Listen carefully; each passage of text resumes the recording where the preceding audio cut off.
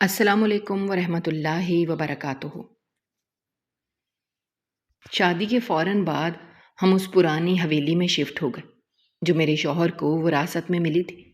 ہر رات ٹھیک 2 بجے حویلی کے پرانے لینڈ لائن فون پر ایک کال آتی جسے میرا شوہر سنتا اور بنا کچھ کہے رکھ دیتا۔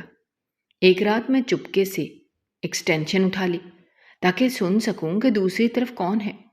فون پر کوئی بول نہیں رہا تھا، بس کسی کے زور زور سے سانس لینے کی آواز تھی۔ اور پھر اچانک اس نے میرا نام پکار کر کہا کہ اپنے پیچھے مڑ کر دیکھو، کیونکہ میں تو شادی کے دن کی ساری تھکاوٹ اور خوشی کے ملے جلے جذبات ابھی تک میرے دل و دماغ پر چھائے ہوئے تھے۔ جب ہم نے شہر کی آخری آبادی کو پیچھے چھوڑا، میری رخصتی کا منظر بار بار میری آنکھوں کے سامنے آ رہا تھا۔ جب میری ماں نے روتے ہوئے مجھے دعائیں دی تھیں اور میرے والد نے میرے سر پر ہاتھ رکھ کر میری خوشگوار زندگی کی تمنا کی تھی، میں اپنے دل میں ہزاروں خواب اور امیدیں لے کر اس نئے سفر پر روانہ ہوئی تھی۔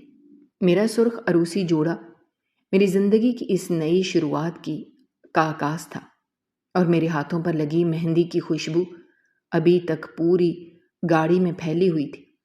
میرے شوہر نے مجھے شادی سے پہلے ہی بتا دیا تھا کہ ہم شہر کی پرہجوم اور شور و غل والی زندگی سے دور ایک پرسکون علاقے میں رہیں گے، جہاں انہیں اپنے آباؤ اجداد کی طرف سے ایک پرانی اور خاندانی وراثت ملی ہے۔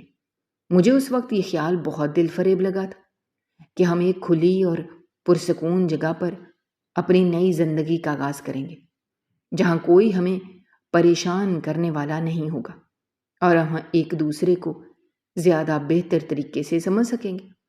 سفر بہت طویل تھا۔ جیسے جیسے ہماری گاڑی شہر کی پختہ سڑکوں اور روشن عمارتوں سے دور ہو رہی تھی، مناظر تیزی سے بدل رہے تھے۔ شہر کا شور آہستہ آہستہ کم ہو کر بالکل ختم ہو گیا تھا، اور اس کی جگہ ایک عجیب سی خاموشی نے لے لی تھی۔ پختہ سڑک اب ایک کچے اور دھول بھرے راستے میں بدل چکی تھی، جس کے دونوں اطراف صرف خالی میدان اور سوکھے درخت نظر آ رہے تھے۔ سورج آہستہ آہستہ غروب ہو رہا تھا، اور اس کی ڈوبتی ہوئی روشنی میں ہر چیز پر ایک اداسی چھا رہی تھی۔ آسمان کے رنگ بدل رہے تھے اور میرے دل کی دھڑکن بھی تیز ہو رہی تھی، کیونکہ راستہ اتنا سنسان اور ویران تھا کہ دور دور تک کسی انسان کا نام و نشان نظر نہیں آ رہا تھا۔ میرے شوہر گاڑی چلاتے ہوئے بالکل خاموش تھے اور ان کی توجہ صرف راستے پر تھی۔ میں نے کئی بار سوچا کہ ان سے بات کروں، لیکن ان کی سنجیدگی دیکھ کر میں خاموش رہی اور کھڑکی سے باہر بدلتے ہوئے مناظر کو دیکھتی رہی۔ کئی گھنٹوں کی مسافت کے بعد آخر کار ہم ایک ایسی جگہ پہنچے جو دنیا کی نظروں سے بالکل پوشیدہ لگتی تھی۔ چاروں طرف صرف اندھیرا اور سناٹا تھا۔ گاڑی کی روشنی میں مجھے ایک بہت بڑا اور پرانا لوہے کا دروازہ نظر آیا جو زنگ آلود تھا، اور اس کی حالت دیکھ کر اندازہ ہو رہا تھا کہ اسے برسوں سے کسی نے ٹھیک سے صاف تک نہیں کیا۔ میرے شوہر نے گاڑی روکی اور باہر نکل کر اس بھاری دروازے کو دھکا دیا۔ دروازہ کھلنے پر اس کے پرانے قبضوں سے ایک انتہائی تیز اور ناخوشگوار آواز پیدا ہوئی، جس نے رات کے اس گہرے سناٹے کو چیر دیا اور میرے دل میں ایک انجانا سا خوف پیدا کر دیا۔ ہم حویلی کے وسیع صحن میں داخل ہوئے، جو کسی زمانے میں بہت خوبصورت رہا ہوگا، لیکن اب وہاں صرف خودرو جھاڑیاں اور سوکھے پتے بکھرے ہوئے تھے۔ صحن کے درمیان میں ایک پرانا حوض تھا جس کا پانی کب کا سوکھ چکا تھا، اور اس میں صرف مٹی بھری ہوئی تھی۔ حویلی کی عمارت بہت بڑی اور پررونق تھی۔ اندھیرے کی وجہ سے اس کی پوری ساخت تو نہیں دیکھ پا رہی تھی، لیکن اس کے اونچے ستون اور چوڑی دیواریں اس بات کا ثبوت تھیں کہ یہ اپنے وقت کی ایک شاندار اور مضبوط عمارت تھی۔ ہم نے گاڑی سے اپنا سامان اتارا اور حویلی کے صدر دروازے کی طرف بڑھے، جو لکڑی کا بنا ہوا تھا اور اس پر پرانے طرز کا نقش و نگار کیا گیا تھا۔ اندر داخل ہوتے ہی مجھے ایک عجیب سی بو محسوس ہوئی، جو عام طور پر بند اور پرانی جگہوں سے آتی ہے، جیسے برسوں سے یہاں کوئی تازہ ہوا کا جھونکا نہ آیا ہو۔ اندر کا ماحول باہر سے بھی زیادہ سرد اور تاریک تھا۔ بجلی کا کوئی مناسب انتظام نہیں تھا۔ دیواروں پر لگے پرانے طرز کے بلب بہت مدھم روشنی دے رہے تھے، جن کی پیلی روشنی میں حویلی کے بڑے بڑے کمرے اور بھی زیادہ پراسرار اور ڈراؤنے لگ رہے تھے۔ حویلی کی چھتیں اتنی اونچی تھیں کہ عام انسان کو انہیں دیکھنے کے لیے سر کو بالکل پیچھے کی طرف موڑنا پڑے۔ دیواروں کا رنگ اکھڑ چکا تھا اور فرش پر بچھی پرانی ٹائلیں وقت کے ساتھ اپنی چمک کھو چکی تھی۔ ہم جس طرف بھی قدم بڑھاتے، ہماری جوتوں کی آواز ان بڑے کمروں اور لمبے دلانوں میں گونجتی تھی، اور ایسا لگتا تھا جیسے کوئی اور بھی ہمارے ساتھ چل رہا ہے۔ میں نے زندگی میں کبھی اتنی بڑی اور سنسان جگہ نہیں دیکھی تھی، جہاں انسان کی اپنی آواز اس کے لیے خوف کا باعث بن جائے۔ کمروں میں رکھا ہوا فرنیچر بہت پرانا اور بھاری تھا، جس پر سفید کپڑے ڈالے گئے تھے تاکہ انہیں گرد و غبار سے بچایا جا سکے۔ اندھیرے اور مدھم روشنی میں وہ ڈھکے ہوئے صوفے اور کرسیاں عجیب سی شکلیں اختیار کر رہے تھے۔ میرے شوہر مجھے مختلف کمرے دکھا رہے تھے اور میں خاموشی سے ان کے پیچھے چل رہی تھی۔ میرا ذہن بار بار شہر کے اس چھوٹے لیکن روشن اور زندہ گھر کی طرف جا رہا تھا، جہاں میں نے اپنی پوری زندگی گزاری تھی۔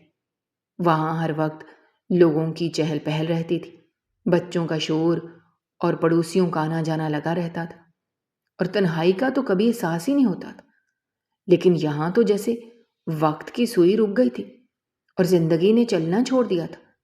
ہم اپنے مخصوص کمرے میں پہنچے تو میں نے اپنا سامان ایک طرف رکھا اور کھڑکی کے پاس جا کر باہر جھانکنے کی کوشش کی۔ باہر مکمل اندھیرا چھا چکا تھا اور رات کی سیاہی نے پوری حویلی اور اس کے ارد گرد کے علاقے کو اپنی لپیٹ میں لے لیا تھا۔ دور دور تک کسی پرندے کے اڑنے یا کسی جانور کے بولنے کی آواز بھی سنائی نہیں دے رہی تھی۔ بس کبھی کبھار ہوا کے چلنے سے درختوں کے پتے سرسراتے تھے اور پھر وہی گہرا سناٹا چھا جاتا تھا۔ میں نے خود کو سمجھانے کی بہت کوشش کی کہ یہ میری زندگی کا نیا آغاز ہے اور مجھے اس جگہ کو اپنا گھر بنانا ہے۔ میں نے اپنے دل کو تسلی دی کہ چند دنوں میں مجھے اس خاموشی کی عادت ہو جائے گی، اور جب ہم اس حویلی کی صفائی کریں گے اور اسے نئے سرے سے سجائیں گے تو اس کی ویرانی بھی ختم ہو جائے گی۔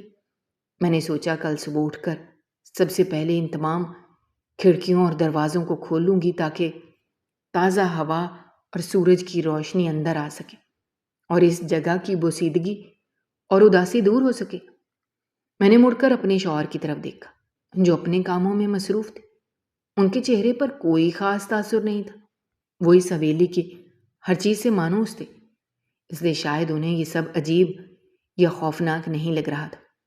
لیکن میرے لیے یہ چیز بالکل نئی اور کسی حد تک ناقابل فہم تھی۔ میں بیڈ کے کنارے پر بیٹھ گئی اور گہرا سانس لے کر ارد گرد کے ماحول کو اندر محسوس کرنے کی کوشش کی۔ لیکن جتنا میں اس جگہ کو سمجھنے کی کوشش کر رہی تھی، اتنا ہی میرا دل بوجھل ہو رہا تھا۔ میں نے اپنی آنکھیں بند کیں اور ایک لمحے کے لیے سب کچھ بھولنا چاہا، لیکن حویلی کی یہ خاموشی عام خاموشی جیسی بالکل نہیں تھی، جس میں انسان کو دلی سکون ملتا ہے، وہ اپنے خیالات میں گم ہو سکتا ہے۔ بلکہ یہ ایک ایسی خاموشی تھی جو انسان کو اندر سے بے چین اور پریشان کر دیتی ہے۔ ایسا لگ رہا تھا جیسے یہ بڑی بڑی موٹی دیواریں اور اونچی چھتیں مجھ پر چاروں طرف سے دباؤ ڈال رہی ہیں اور میری سانس آہستہ آہستہ گھٹ رہی ہے۔ میں نے شادی کے بعد یہاں ایک نئی خوبصورت اور خوشگوار زندگی شروع کرنے کا ارادہ کیا تھا، اور مجھے اپنے مستقبل سے بہت سی امیدیں اور توقعات وابستہ تھیں۔ میں پر امید تھی میرا آنے والا ہر دن گزرے ہوئے دن سے بہتر ہوگا، لیکن اس وقت اس وسیع و عریض کمرے میں بیٹھ کر مجھے ایسا محسوس ہو رہا تھا جیسے اس گہری اور پرسرار خاموشی میں ایک عجیب سا بھاری پن ہے۔ دن کا وقت تو جیسے تیسے گزر جاتا تھا، کیونکہ اس بڑی اور پرانی عمارت کی صفائی اور بکھری ہوئی چیزوں کو سمیٹنے میں میرا سارا دھیان لگا رہتا تھا۔ سورج کی روشنی جب تک ذہن میں رہتی تھی مجھے اتنا ڈر نہیں لگتا تھا، لیکن جیسے ہی شام کے سائے گہرے ہونے لگتے اور سورج کی روشنی مدھم پڑنے لگتی تو اس بڑی جگہ کا ماحول یکسر بدل جاتا۔ تاریکی پھیلتے ہی ایک انجانا سا خوف میرے دل و دماغ پر چھانے لگتا۔ اس عمارت کے بڑے بڑے دلان اور اونچی چھتیں رات کے وقت کسی نامعلوم سائے کی طرح محسوس ہوتی۔ رات کا کھانا کھانے کے بعد ہم دونوں میاں بیوی جلدی اپنے کمرے میں آ جاتے، کیونکہ باہر دلان میں بیٹھنے کا نہ تو کوئی جواز تھا اور نہ ہی ماحول ایسا پرسکون تھا کہ انسان کچھ دیر سکون سے گزار سکے۔ میرا شوہر اپنے کاموں اور خیالات میں گم رہتا اور مجھ سے زیادہ بات چیت نہیں کرتا تھا۔ اس کی یہ مسلسل خاموشی مجھے اندر ہی اندر کاٹتی رہتی تھی، لیکن میں خود کو یہ کہہ کر تسلی دے لیتی کہ شاید وہ اپنی فطرت کے لحاظ سے کم گو ہے، یہ سارا دن کام کی تھکاوٹ کی وجہ سے مزید بولنا نہیں چاہتا۔ رات جوں جوں گہری ہوتی اس جگہ کی خاموشی میں اتنا ہی زیادہ اضافہ ہو جاتا۔ یہ خاموشی اتنی گہری اور تکلیف دہ تھی کہ کمرے کی دیوار پر لگی پرانے گھڑی کی ٹک ٹک بھی میرے کانوں میں کسی ہتھوڑے کی طرح ضرب کی طرح محسوس ہوتی۔ کمرے کی پیلی اور مدھم روشنی میں ہر چیز کے سائے بڑے اور عجیب لگتے تھے۔ میں بستر پر لیٹ کر سونے کی بہت کوشش کرتی، لیکن نیند میری آنکھوں سے بہت دور جا چکی ہوتی تھی۔ مجھے ایسا محسوس ہوتا جیسے یہ پرانی دیواریں مجھ سے کچھ کہنا چاہتی ہیں، یا کوئی اندیکھی چیز مجھے اندھیرے میں مسلسل گھور رہی ہے۔ میں کروٹیں بدلتی رہتی اور رات گزرنے کا بے چینی سے انتظار کرتی رہتی۔ باہر والے بڑے کمرے میں ایک پرانا پیغام رساں آلہ رکھا ہوا تھا جو اس عمارت کی پرانی چیزوں کا حصہ تھا۔ وہ آلہ بہت پرانے طرز کا تھا اور اس پر گرد کی ایک موٹی تہ جمی ہوئی تھی۔ جب ہم پہلی بار یہاں آئے تھے تو میں نے سوچا بھی نہیں تھا کہ اتنی پرانی چیز اب بھی کام کرتی ہوگی۔ وہ لکڑی کی ایک چھوٹی اور خستہ حال میز پر رکھا ہوا تھا اور اس کی تاریں دیوار کے اندر سے ہوتی ہوئی نہ جانے کہاں جا رہی تھی۔ وہ کالے رنگ کا بھاری آلہ دن کے وقت تو بالکل بے جان اور خاموش پڑا رہتا تھا، لیکن رات کے وقت اس کی وہاں موجودگی مجھے عجیب اور پراسرار لگتی تھی، جیسے وہ کسی خاص وقت کے آنے کا بے صبری سے انتظار کر رہا ہو۔ ہماری شادی کو ابھی چند ہی دن گزرے تھے کہ ایک رات جب میں گہری نیند سونے کی کوشش کر رہی تھی اور میرا شوہر میرے پاس ہی گہری نیند سو رہا تھا، اچانک ایک انتہائی تیز اور کانوں کو چیر دینے والی آواز نے پورے گھر کے خوفناک سناٹے کو توڑ کر رکھ دیا۔ وہ آواز اتنی اچانک اور تیز تھی کہ میں بری طرح گھبرا کر اپنے بستر پر اٹھ بیٹھی۔ میرا دل اتنی زور سے دھڑک رہا تھا جیسے ابھی سینے سے باہر آ جائے گا۔ میں نے کان لگا کر دھیان سے سنا تو وہ اسی پرانے آلے کی گھنٹی تھی جو باہر کے تاریک کمرے میں مسلسل بج رہی تھی۔ رات کے اس پہر اتنی ویران اور سنسان جگہ پر کسی کا رابطہ کرنا اور ایک انتہائی غیر معمولی اور ڈراؤنی بات تھی۔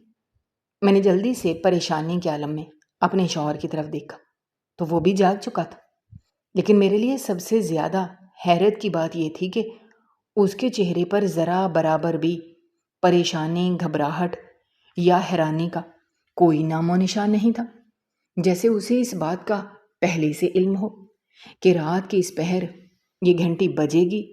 وہ انتہائی سکون اور بغیر کسی جلدی کے بستر سے اٹھا اور بغیر کوئی بھی بات کیے کمرے کا دروازہ کھول کر باہر تاریکی میں چلا گیا۔ خوف اور تجسس کے ملے جلے جذبات کے ساتھ میں بستر پر ہی جمی رہی اور کان لگا کر باہر دلان کی آوازیں سننے کی پوری کوشش کرنے لگی۔ عمارت اتنی سنسان تھی کہ اس کے چلنے کی بھی دبی دبی آواز مجھے بالکل صاف سنائی دے رہی تھی۔ وہ چلتا ہوا اس میز تک پہنچا جہاں وہ پرانا آلہ رکھا ہوا تھا۔ میں نے سنا کہ اس نے وہ بھاری آلہ اٹھایا اور اپنے کان سے لگا لیا۔ میں دل ہی دل میں انتظار کرتی رہی کہ دوسری طرف موجود شخص سے بات کرے یا غصے سے پوچھے گا کہ اتنی رات گئے کون بات کر رہا ہے اور ہماری نیند کیوں خراب کر رہا ہے، لیکن باہر مکمل خاموشی چھائی رہی۔ وہ ایک لفظ بھی نہیں بولا، اس نے سلام تک نہیں کیا، نہ ہی کوئی سوال پوچھا۔ وہ بس خاموشی سے وہ آلہ کان سے لگائے کھڑا رہا اور دوسری طرف کی آواز سنتا رہا۔ یہ پرسرار سلسلہ کافی دیر تک چلتا رہا اور پھر اس نے گہری خاموشی کے ساتھ وہ آلہ واپس اس کی جگہ پر رکھ دیا اور اس کے قدموں کی آواز دوبارہ ہمارے کمرے کی طرف آنے لگی۔ جب وہ اندر داخل ہوا تو میں نے اس کی آنکھوں میں دیکھنے کی کوشش کی، لیکن کمرے کی مدھم روشنی اور اس کے جھکے ہوئے چہرے کی وجہ سے مجھے اس کے تاثرات ٹھیک سے نظر نہیں آئے۔ وہ آ کر بستر پر لیٹ گیا اور اس نے آرام سے آنکھیں بند کر لیں۔ میں نے ہمت اکٹھی کر کے اس سے پوچھا کہ اتنی رات گئے کون تھا اور کیا بات کر رہا تھا، تو اس نے بغیر میری طرف دیکھے بس اتنا کہا کہ کوئی نہیں تھا، غلط جگہ رابطہ ہو گیا تھا، تم خاموشی سے سو جاؤ۔ اس کا یہ مختصر اور روکھا جواب مجھے بالکل مطمئن نہیں کر سکا، کیونکہ اگر رابطہ غلط تھا تو وہ اتنی دیر تک اندھیرے میں کھڑا خاموشی سے کیا سنتا رہا تھا، اور اس نے دوسری طرف والے کو یہ کیوں نہیں بتایا کہ اس نے غلط جگہ رابطہ کیا ہے۔ میں نے مزید کچھ پوچھنا چاہا، لیکن اس نے دوسری طرف کروٹ بدل لی اور مجھے ہاتھ کے اشارے سے چپ رہنے کا حکم دیا۔ اس خوفناک رات کے بعد یہ روز کا معمول بن گیا۔ ہر رات جب اس عمارت کے تمام لوگ اور اطراف کا سارا علاقہ گہری نیند میں ڈوبا ہوتا، ٹھیک رات کے 2 بجتے ہی وہ پرانا آلہ چیخنا شروع کر دیتا۔ دیوار پر لگی گھڑی کی سوئیاں جیسے ہی 2 کے ہندسے پر پہنچتی، وہ تیز اور کانوں کو چبھنے والی گھنٹی بجنا شروع ہو جاتی۔ مجھے اب رات کے اس پہر اور اس مخصوص وقت سے بے حد ڈر لگنے لگا تھا۔ میں رات کو سونے کے بجائے جاگتی رہتی اور خوفزدہ نظروں سے گھڑی کی سوئیوں کو آگے بڑھتے دیکھتی رہتی۔ جیسے جیسے وقت 2 کے قریب آتا، میری گھبراہٹ اور پریشانی میں بے پناہ اضافہ ہوتا جاتا۔ میرا دل تیزی سے دھڑکنے لگتا اور میری سانسیں بے ترتیب اور تیز ہو جاتی۔ ٹھیک 2 بجے وہ گھنٹی بجتی اور میرا شوہر بالکل اسی طرح بستر سے اٹھتا جیسے کوئی بے جان مشین ہو۔ وہ کبھی اس بات پر غصہ نہیں کرتا تھا کہ اتنی رات کو کون اس کی نیند خراب کر رہا ہے۔ وہ کبھی جھنجھلاتا نہیں تھا، نہ ہی کبھی اس نے اس آلے کی تار نکالنے کی کوشش کی تاکہ وہ سکون سے پوری رات سو سکے۔ وہ بس انتہائی پراسرار خاموشی سے اٹھ کر باہر جاتا، وہ آلہ اٹھاتا اور دوسری طرف کی بات سنتا اور بنا کوئی جواب دیے اسے واپس رکھ کر آ جاتا۔ اس کا یہ روز کا عمل میرے لیے اب ایک بہت بڑا اور حل نہ ہونے والا معمہ بن گیا تھا۔ میں پورا دن اسی سوچ میں گم رہتی کہ آخر دوسری طرف کون ہے، اور وہ میرے شوہر سے ایسی کیا بات کہتا ہے کہ میرا شوہر ایک لفظ بولے بغیر اس کی بات اتنی توجہ سے سن کر واپس آ جاتا ہے۔ کیا وہ کوئی پرانا جاننے والا ہے یا کوئی دشمن ہے یا کوئی اور گہرا راز ہے جو مجھ سے چھپایا جا رہا ہے؟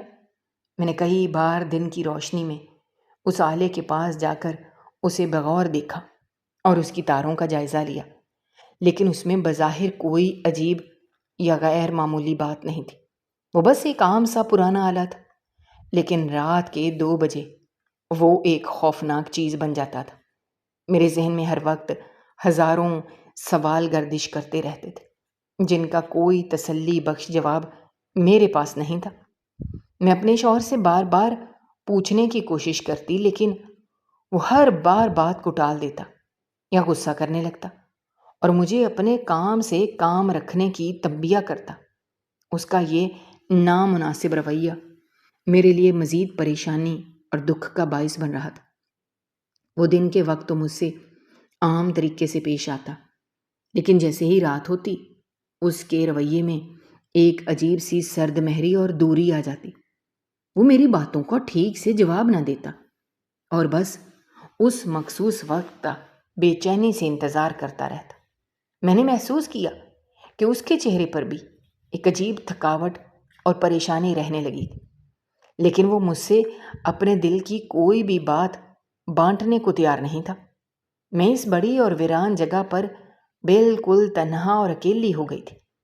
میرا کوئی بات کرنے والا نہیں تھا اور نہ ہی کوئی ایسا تھا جس سے میں اپنے دل کا ڈر اور خوف بانٹ سکوں۔ میرے والدین بہت دور شہر میں تھے اور میں انہیں اپنی اس پریشانی کے بارے میں بتا کر خواہ پریشان نہیں کرنا چاہتی تھی۔ میں نے اپنی شادی سے پہلے سوچا تھا کہ میری زندگی میں خوشیاں آئیں گی اور میرا شوہر میرا سب سے اچھا دوست بنے گا، لیکن یہاں تو سب کچھ میری امیدوں کے بالکل برعکس ہو رہا تھا۔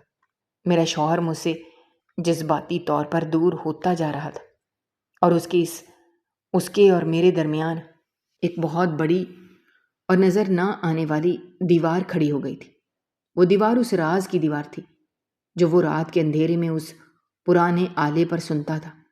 میں روزانہ رات کو اس کے باہر جانے کے بعد بستر پر بیٹھی اکیلی روتی رہتی اور جب وہ واپس آتا تو میں جلدی سے لیٹ کر جھوٹ موٹ کی آنکھیں بند کر کے سونے کا ڈرامہ کرتی تاکہ اسے میرے رونے اور جاگنے کا پتہ نہ چلے۔ لیکن میرے اندر کا خوف، تجسس اور بے چینی روز بروز بڑھتی جا رہی تھی۔ مجھے ایسا لگنے لگا تھا کہ اس تاریک جگہ پر ہم دونوں کے علاوہ بھی کوئی اور طاقت یا انسان موجود ہے جو رات کے اندھیرے میں ہم پر کڑی نظر رکھتا ہے اور ٹھیک 2 بجے اپنی موجودگی کا احساس دلاتا ہے۔ میرے ذہن میں برے برے خیالات آنے لگے تھے کہ شاید میرے شوہر کا کوئی مجرمانہ ماضی ہے یا وہ کسی ایسی مصیبت میں پھنس چکا ہے جس سے وہ نکل نہیں پا رہا اور مجھ سے بھی چھپا رہا ہے۔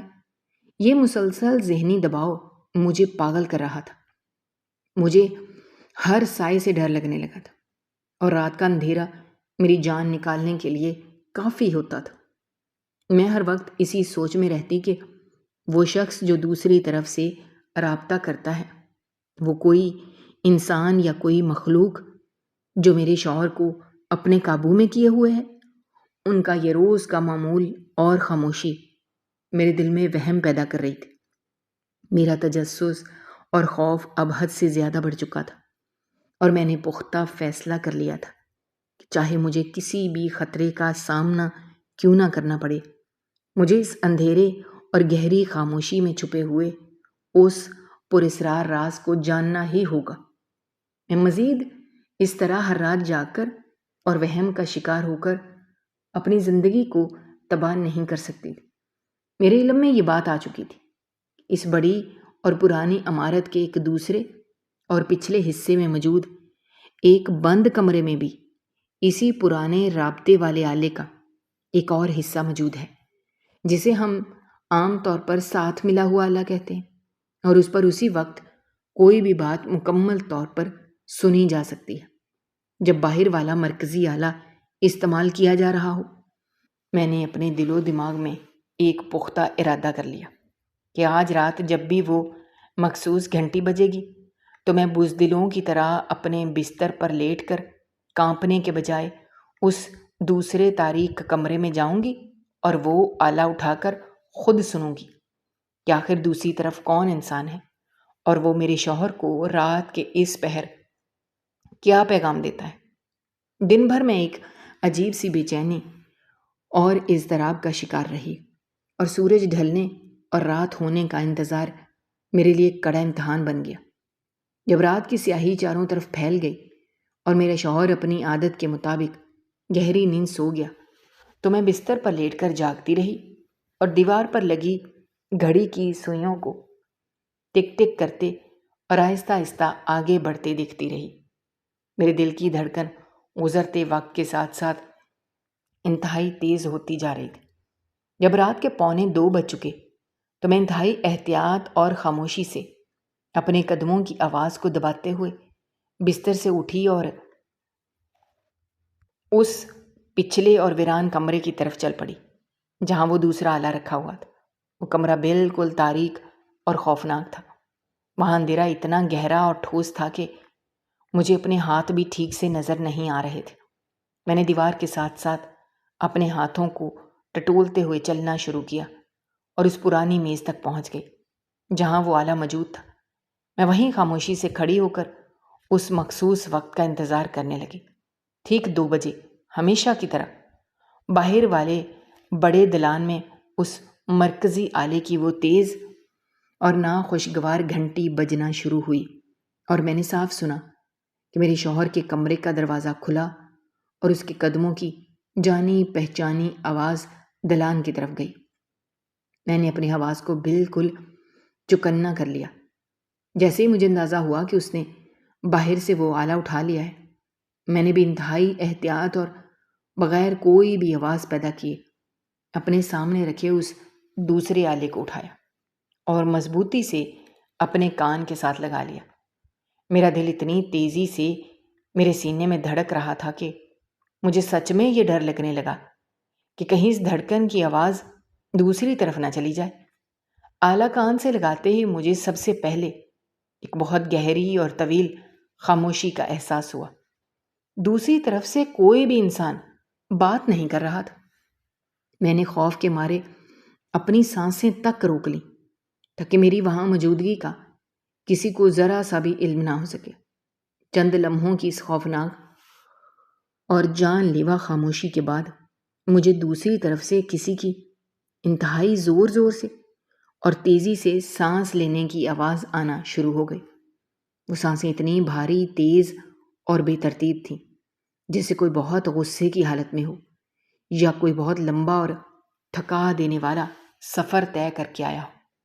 میں پوری توجہ اور دھیان سے سن رہی تھی کہ شاید اب میرا شوہر کچھ بولے یا کوئی سوال کرے، لیکن وہ اپنی پرانی عادت کی طرح بالکل خاموش اور بے حس تھا۔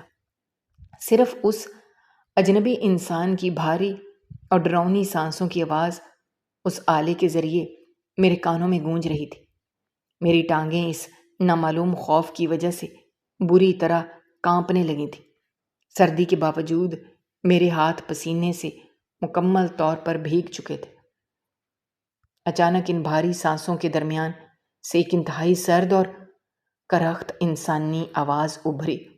اس آواز میں ایک عجیب سی سختی اور واضح دھمکی کا عنصر شامل تھا۔ اس نامعلوم شخص نے انتہائی واضح اور صاف الفاظ میں میرا نام پکارا۔ میرا نام اس غیر متوقع جگہ پر سن کر میرے پورے جسم میں خوف کی ایک لہر دوڑ گئی اور میرے پیروں تلے سے زمین کھسک گئی، کیونکہ مجھے بالکل بھی اندازہ نہیں تھا کہ دوسری طرف موجود وہ پراسرار شخص میری اس گھر میں موجودگی سے پوری طرح واقف ہوگا۔ اس نے میرا نام لیا اور انتہائی سنگین اور خوفناک لہجے میں مجھے سیدھا حکم دیا کہ اپنے پیچھے مڑ کر دیکھو۔ اس بھیانک اور غیر متوقع جملے نے میرے جسم کے سارے خون کو جیسے برف کر دیا تھا۔ میری ریڑھ کی ہڈی میں ایک سرد لہر دوڑ گئی اور میرے قدم زمین کے ساتھ چپک گئے۔ مجھے ایسا لگا جیسے میرے ارد گرد کی ہوا ختم ہو گئی ہے اور میرا دم گھٹ رہا ہے۔ میں نے اپنے کانوں پر یقین کرنے کی کوشش کی، لیکن وہ آواز اتنی حقیقت پسندانہ اور واضح تھی کہ اس میں کسی شک کی کوئی گنجائش باقی نہیں رہی تھی۔ میرے ذہن میں ہزاروں خوفناک خیالات تیزی سے گردش کرنے لگے کہ میرے پیچھے کون ہو سکتا ہے؟ کیا وہ کوئی غیر مرئی طاقت ہے یا کوئی ایسا دشمن جو میری جان لینا چاہتا ہے؟ میرے ہاتھ سے وہ پرانا آلہ چھوٹ کر نیچے گرنے ہی والا تھا کہ میں نے اسے دونوں ہاتھوں سے مضبوطی سے پکڑ لیا اور انتہائی سست روی سے اپنے کانپتے ہوئے جسم کے ساتھ پیچھے مڑنا شروع کیا۔ میرا دل اتنی تیزی سے دھڑک رہا تھا کہ مجھے اپنے کانوں میں اس کی آواز ہتھوڑے کی چوٹ کی طرح محسوس ہو رہی تھی۔ میری آنکھوں میں خوف کے آنسو جمع ہو چکے تھے اور مجھے سامنے کا اندھیرا مزید گہرا اور بھیانک لگ رہا تھا۔ جیسے ہی میں پوری طرح پیچھے مڑی تو اچانک اس پرانی اور تاریک عمارت کا وہ بھاری اور بوسیدہ مرکزی دروازہ ایک انتہائی زوردار اور کان پھاڑ دینے والی آواز کے ساتھ ٹوٹ کر اندر کی طرف گرا۔ اس سے پہلے کہ میں اس اچانک ہونے والے دھماکے کو سمجھ پاتی، چاروں طرف سے تیز اور چمکدار روشنیوں نے اس گہری تاریکی کو چیر کر رکھ دیا۔ وہ روشنیاں اتنی تیز تھیں کہ میری آنکھیں چندیا گئیں اور مجھے کچھ دیر کے لیے کچھ بھی دکھائی نہیں دیا۔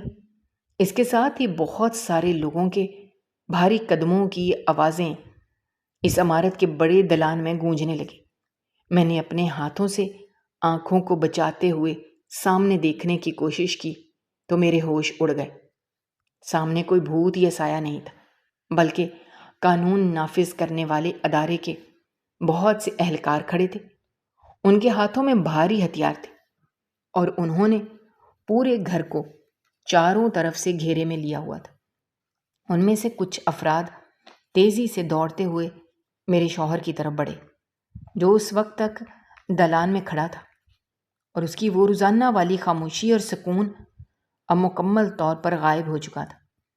قانون کے رکھوالوں نے بغیر کوئی لمحہ ضائع کیے میرے شوہر کو چاروں طرف سے پکڑ لیا اور اس کے ہاتھوں میں لوہے کی مضبوط ہتھکڑیاں پہنا دی۔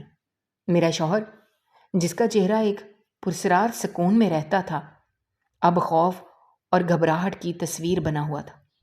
وہ ان اہلکاروں کے سامنے بے بس تھا اور اس کی ساری چلاکی اور خاموشی ختم ہو چکی تھی۔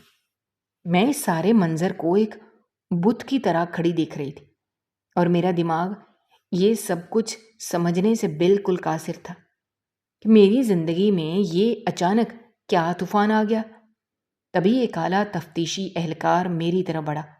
اس کے چہرے پر سنجیدگی تھی اور اس نے انتہائی نرم لیکن حتمی لہجے میں مجھے وہ حقیقت بتائی جس نے میرے پیروں تلے سے زمین نکال دی۔ اس نے مجھے مخاطب کرتے ہوئے بتایا کہ جس شخص کو میں اپنا شوہر سمجھ کر اس ویران جگہ پر اپنی زندگی کا ایک نیا آغاز کرنے آئی ہوں، وہ دراصل کوئی عام انسان نہیں، بلکہ ایک انتہائی خطرناک اور مطلوب مجرم ہے، جو کئی سالوں سے قانون کی گرفت سے بچنے کے لیے اپنی شناخت بدل بدل کر چھپتا پھر رہا ہے۔ اور اس اہلکار نے مزید بتایا کہ اس شخص نے مجھ سے شادی بھی صرف اس لیے کی تھی تاکہ وہ معاشرے کی نظروں میں ایک عام اور شریف خاندانی انسان بن کر رہ سکے اور قانون کو اس پر کوئی شک نہ ہو۔ انہوں نے اس بات کا بھی انکشاف کیا کہ وہ روزانہ رات 2 بجے آنے والی رابطہ کال کوئی پرسرار یا نامعلوم طاقت کی طرف سے نہیں، بلکہ قانون نافذ کرنے والے ادارے کے ماہرین کی طرف سے تھی، جو اس شخص کی روزانہ کی موجودگی اور اس کی جگہ کا تعین کرنے کے لیے ایک خاص طریقے سے رابطہ کرتے تھے۔ اور آج اس آلے پر میرا نام لے کر مجھے مڑ کر کہنے والا شخص بھی اس محکمے کا ایک ماہر تھا، جو یہ تسلی کرنا چاہتا تھا کہ میں اس مجرم سے دور اور محفوظ فاصلے پر ہوں، تاکہ کارروائی کے دوران مجھے کوئی نقصان نہ پہنچے۔ اس تفتیشی اہلکار کی ایک ایک بات میرے کانوں میں پگھلے ہوئے سیسے کی طرح اتر رہی تھی۔ میرے ذہن میں وہ سارے مناظر تیزی سے گھومنے لگے جب میرے والدین نے مجھے کتنی محبت اور دعاؤں کے ساتھ اس شخص کے حوالے کیا تھا۔ وہ اسے ایک شریف اور خاندانی انسان سمجھ رہے تھے، اور میں نے بھی اس کے ساتھ ایک خوبصورت اور پرسکون زندگی کے کتنے خواب دیکھے تھے۔ لیکن آج حقیقت میرے سامنے اتنی بھیانک اور تلخ شکل میں کھڑی تھی کہ میری روح تک کانپ گئی تھی۔ وہ خاموشی، وہ تاریکی، وہ رات کا مخصوص پہر کا ڈر، وہ سب کچھ ایک بہت بڑے اور خطرناک دھوکے کا حصہ تھا۔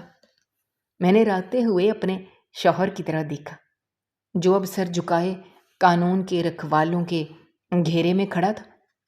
اس کی نظریں زمین پر گڑی ہوئی تھیں اور وہ مجھ سے آنکھ ملانے کے قابل نہیں تھا۔ میرے دل میں اس شخص کے لیے جو تھوڑی بہت محبت اور ہمدردی تھی، وہ ہمیشہ کے لیے ختم ہو چکی تھی، اور اس کی جگہ ایک شدید نفرت اور غصے نے لے لی تھی۔ میں نے سوچا کہ کیسے اس انسان نے میری معصومیت اور میرے والدین کے اعتماد کا اتنی بے دردی سے خون کیا تھا، اور مجھے اس سنسان اور ویران جگہ پر لا کر میری زندگی کو خطرے میں ڈال دیا تھا۔ میں وہیں فرش پر گر کر زاروں قطار رونے لگی۔ میرے آنسو رکنے کا نام نہیں لے رہے تھے۔ قانون کے اہلکار اب اپنا کام مکمل کر چکے تھے اور وہ اس دھوکے باز اور مجرم شخص کو اپنے ساتھ باہر لے جا رہے تھے۔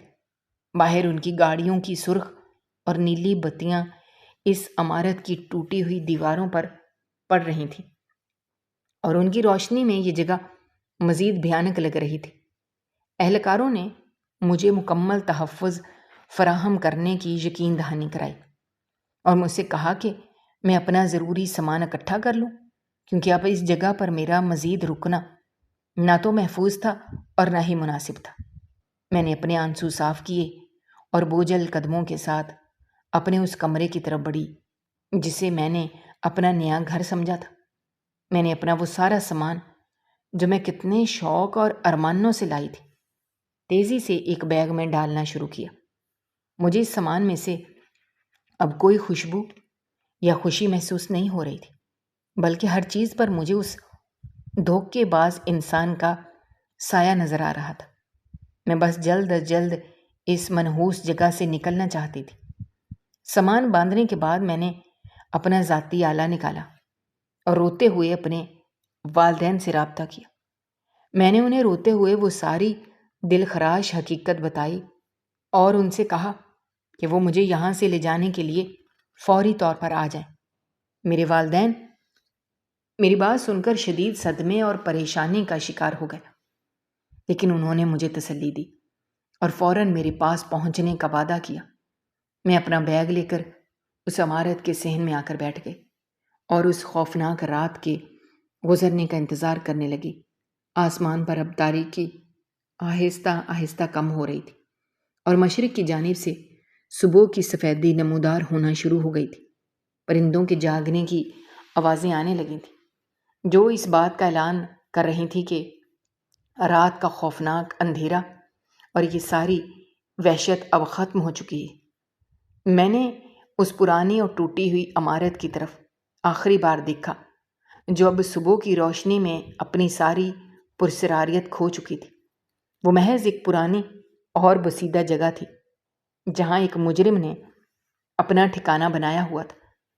میری آنکھوں کے سامنے سے وہ تمام وہم اور خوف کے پردے ہٹ چکے تھے جو میں نے خود اپنے ذہن میں بنا لیے تھے۔ کوئی سایہ، کوئی غیر مرئی طاقت یا کوئی پراسرار وجود نہیں تھا، بلکہ انسان ہی انسان کے لیے سب سے بڑا خوف اور خطرہ ثابت ہوا تھا۔ یہ سارا واقعہ میرے لیے ایک بہت بڑا اور تلخ سبق تھا جس نے مجھے یہ دنیا کی حقیقت میں لا کھڑا کیا۔ مجھے اس بات کا دکھ ضرور تھا، میری زندگی کا ایک نیا اور خوبصورت خواب شروع ہونے سے پہلے ہی ٹوٹ گیا، لیکن ساتھ ہی مجھے اس بات کی خوشی اور سکون بھی تھا کہ میں اس اندھیرے اور دھوکے سے وقت پر باہر نکل آئی تھی۔ اگر یہ راز آج نہ کھلتا تو شاید میری پوری زندگی اس مجرم کے ساتھ اس تاریک اور خوفناک جگہ پر قید ہو کر رہ جاتی اور مجھے کبھی سچائی کا علم نہ ہو پاتا۔ سورج کی پہلی کرن کے ساتھ ہی میرے والدین کی گاڑی وہاں پہنچ گئی۔ میرے والد تیزی سے گاڑی سے اترے۔ انہوں نے مجھے دوڑتے ہوئے اپنے گلے سے لگا لیا۔ ان کے ماتھے پر پریشانی کی لکیریں تھیں اور ان کی آنکھوں میں میری اس حالت پر آنسو تھے۔ میری ماں نے بھی مجھے اپنے سینے میں بھینچ لیا۔ وہ مسلسل رو رہی تھی۔ انہوں نے اس بات پر اللہ کا شکر ادا کیا کہ میں بالکل محفوظ اور زندہ سلامت ان کے پاس آ گئی ہوں۔ میں نے اپنا بیگ ان کی گاڑی میں رکھا اور بغیر مڑ کر دیکھے اس جگہ سے ہمیشہ کے لیے رخصت ہو گئی۔ راستے میں میرے ذہن میں مسلسل خیالات آ رہے تھے کہ زندگی بعض اوقات اتنی غیر متوقع اور سخت ہو سکتی ہے کہ انسان کے سارے ارادے اور خواب ایک پل میں مٹی میں مل جاتے ہیں۔ میں نے اپنے ذہن میں یہ پختہ ارادہ کر لیا تھا کہ اب میں اس دھوکے اور صدمے کو اپنی کمزوری نہیں بننے دوں گی، بلکہ اس سے سبق سیکھ کر اپنی زندگی کو نئے سرے سے اور حقیقت کی بنیاد پر شروع کروں گی۔ وہ پرانی عمارت، وہ رات کے 2 بجے کا وقت اور وہ پرانے آلے پر ہونے والی خاموش گفتگو اب میری زندگی کا ایک ایسا باب بن چکے تھے جسے میں ہمیں ہمیشہ کے لیے بند کر چکی تھی۔ میں نے راستے میں اپنے ذہن کو بالکل صاف کر لیا تھا، اور اب مجھے کسی تاریکی یا خاموشی سے کوئی ڈر محسوس نہیں ہو رہا تھا، کیونکہ سب سے بڑا ڈر اور راز مجھ پر عیاں ہو چکا تھا، اور میں اس کی قید سے آزاد ہو کر ایک نئی صبح کی طرف سفر کر رہی تھی، جہاں روشنی تھی، سچائی تھی، اور میرے اپنوں کا مکمل اور سچا ساتھ تھا۔ یہ میری زندگی کا نیا اور حقیقی موڑ تھا، جس نے مجھے خیالی خوف سے نکال کر زمینی حقائق کا سامنا کرنے کا حوصلہ دیا، اور اب میں ہر آنے والے دن کا سامنا پوری ہمت اور سچائی کے ساتھ کرنے کے لیے مکمل طور پر تیار تھی۔ یہ تلخ تجربہ میری زندگی کے لیے میری رہنمائی کا سبب بن گیا تھا، اور اب میں کسی بھی چیز کو صرف اس کی ظاہری شکل پر پرکھنے کے بجائے اس کی حقیقت جاننے کی کوشش کرنے لگی تھی۔ میری زندگی میں اب صرف حقیقت کی اہمیت تھی، اور کوئی بھی بے بنیاد وہم یا خوف اب میرے ارادوں کو کمزور نہیں کر سکتا تھا۔ دوستو، ہماری آج کی یہ کہانی آپ کو کیسی لگی؟ کمنٹ باکس میں اپنی رائے کا اظہار کرنا مت بھولیے گا، اور اگر آپ ہمارے چینل پر نئے ہیں تو چینل کو سبسکرائب کرنا بھی مت بھولیے گا۔ شکریہ۔ اللہ حافظ۔